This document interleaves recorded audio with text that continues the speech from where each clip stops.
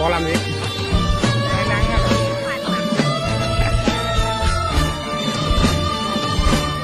Là người đàn ông được sống bên em mà chẳng cho em niềm vui trong đời.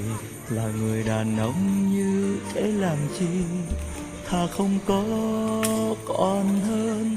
Dù người chẳng nói nhưng anh hiểu rằng anh đã làm em phải khổ đau nhiều. Anh phải chăng là người đàn ông bất tài phải không em? Là người đàn ông chỉ biết yêu em, chẳng biết lo toan cuộc sống gia đình. Một mình một bóng thân xác hao gầy, em đau khổ cũng vì anh. Ngàn lời tà lỗi với em thật lòng, Sướng thật. thứ tha cho anh những lời lòng. Hãy vì anh cho anh xin ngàn lần. Ở trên nữa là sướng mắt thật. Là người đàn ông là anh, Tám cái số này nó về nhà cũng muốn tắm nước kia nữa. được hạnh phúc ấm êm. Làm người đàn ông là anh mà sao chẳng thể cho em được như bao người khác. Làm người đàn ông là anh mà sao phải để cho em chịu nhiều khổ đau. Giờ làm sao anh không đáng là người em yêu.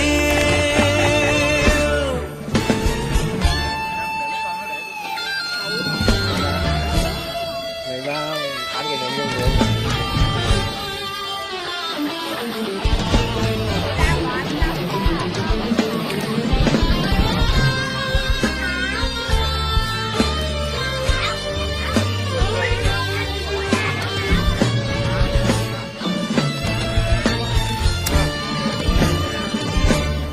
Là người đàn ông Nó nào betul musira lo jadi tele. mà chẳng cho Lo jadi cho cái đấy thì phải mắm nó đun sana. là người đàn ông Hello, linh mùa tụi chúng ta. Hello. không có. Cái gì em?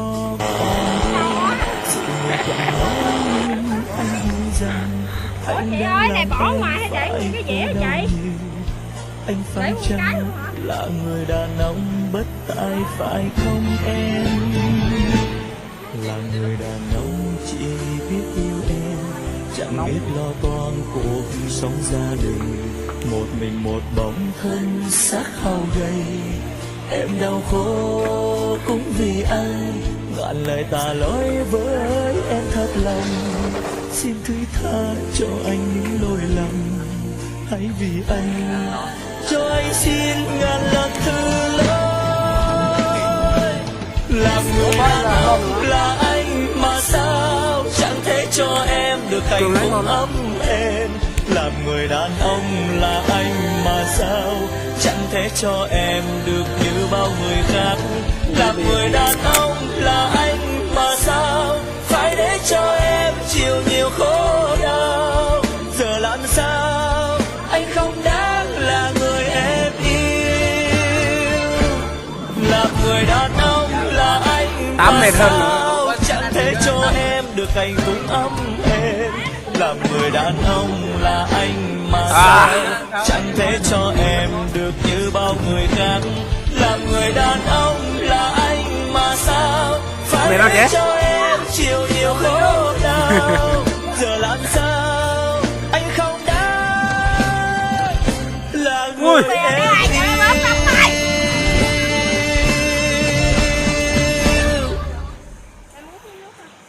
Hôm nay chị tôi nó nấu ăn này. Nước uống. Ai vậy? Quay cái gì vậy? Khap khap.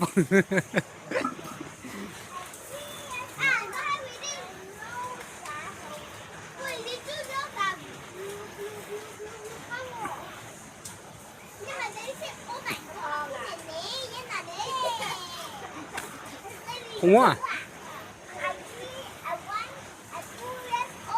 Mặt nó buồn ghê.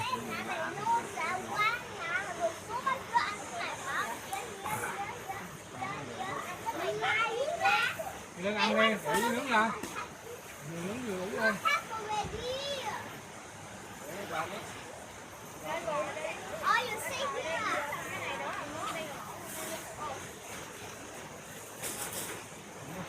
À.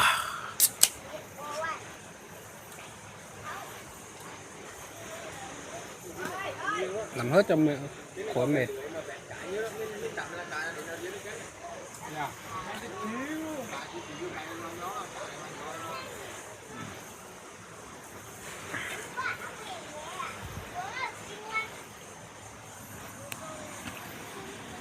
Ngồi dậy coi à? Đâu có video anh trực tiếp.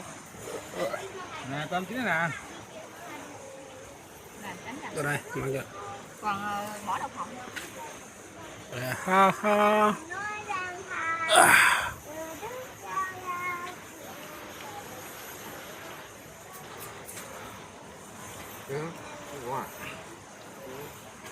Uống đây giờ nướng uống ăn luôn.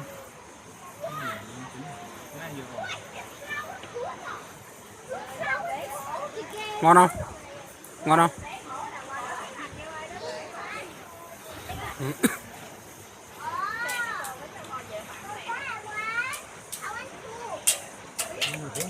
Ừ.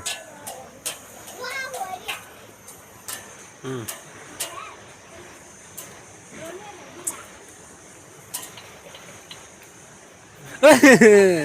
Thêm cái nữa. Đây đây. Để một tí cho ai gái.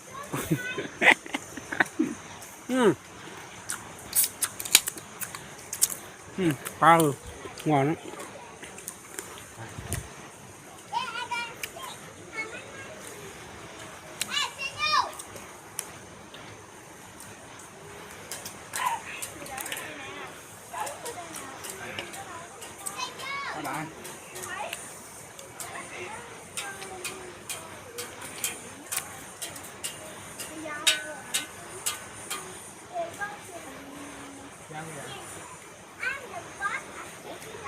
Bên con này. Đợi chút à. Anh này. Có hai vợ chồng kìa. Sướng.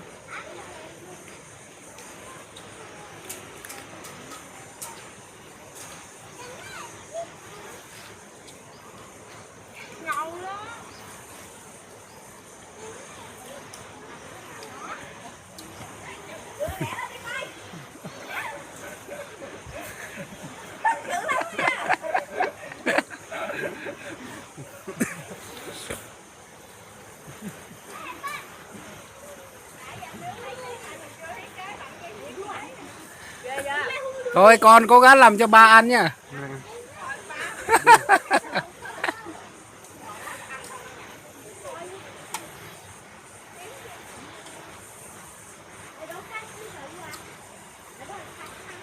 Buộc nó lên mà nóng tỏi ngang thì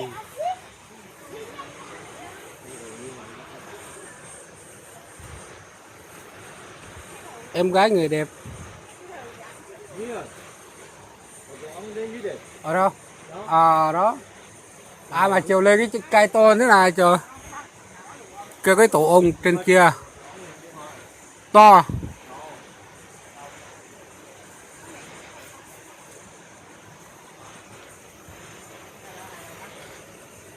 Chắc chắn mua luôn à. Sao mà xấu hổ ghê vậy trời ơi.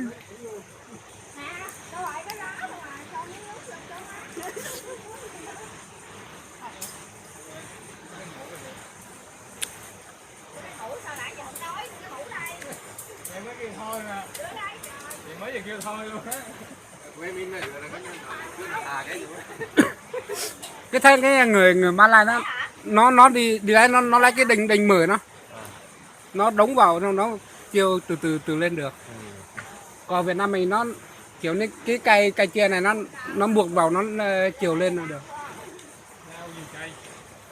đâu mà mình ở đây lưng nó thành như vậy là mày chưa biết thả cái rồi. Thả cái gồm xuống á. Bọn mình gấp sao không pha bên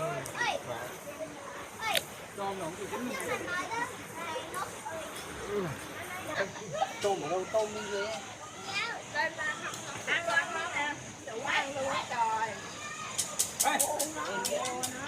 Quấn cái này. Em ăn rồi. Lấy vô. Ê. Vô.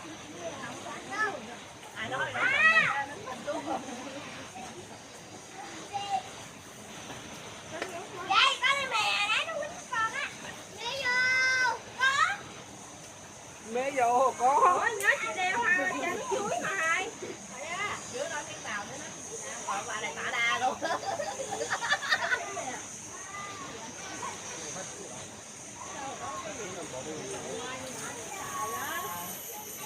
Đi ra mình theo đó.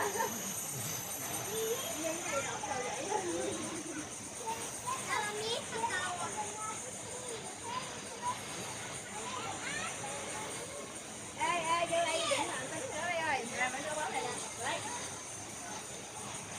Làm gì với thằng quần đồ nó thể nhạc luôn. Nhưng ở đây ăn nóng Vừa ngon nấu hơn. nấu vừa ngon mà có cụ nó thể nhạc cả luôn. Đưa hai cùng xe thịt lên tí làm gì ăn nay thôi. Ở đây nóng chút xíu, ở đây ăn ngon hơn đó. Đưa hai cùng xe thịt lên ăn nay đi. Để con rau không hết còn gì đâu. Đây nè. Quá trời nè.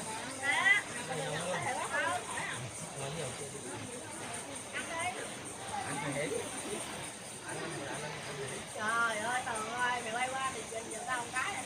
Đây nè, thổi ra này nè. Quỳ con mời các em không? Đưa cho ăn.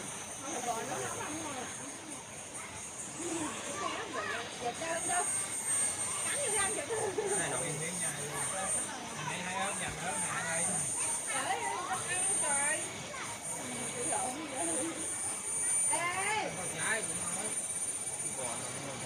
Dai mà tấu bẹo đi.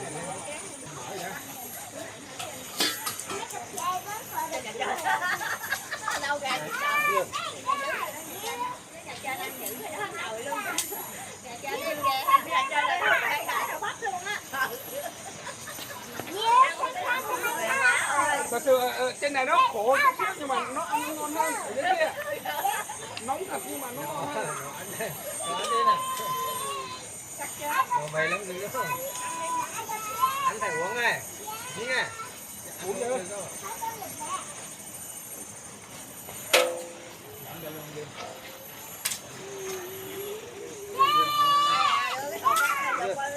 Ê, dê, đừng con ăn con được á. Chết nó con. Ôi, được đó.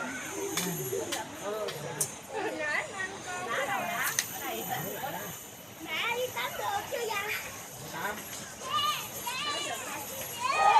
Đó đâu, đó này. Đó này. Con đánh không? Đưa lớn.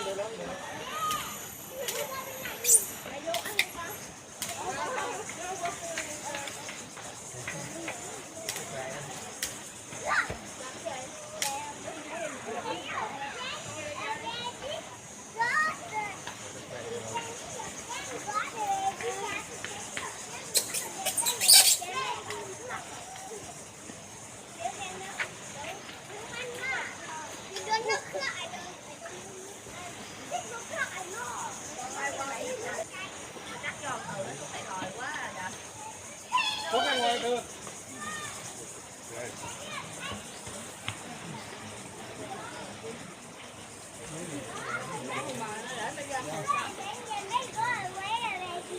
Thôi, vô. Uống cái bánh kìa kia thèm cái.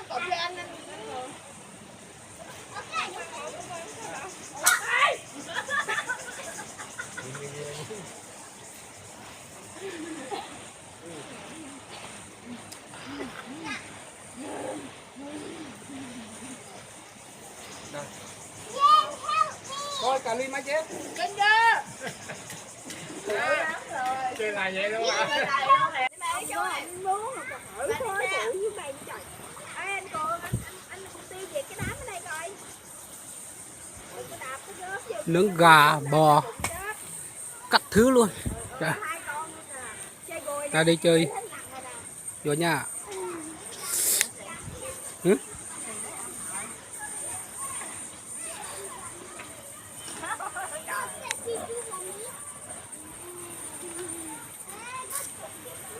Hôm nay có một người ăn đá, rớt hút đá về ăn đá này.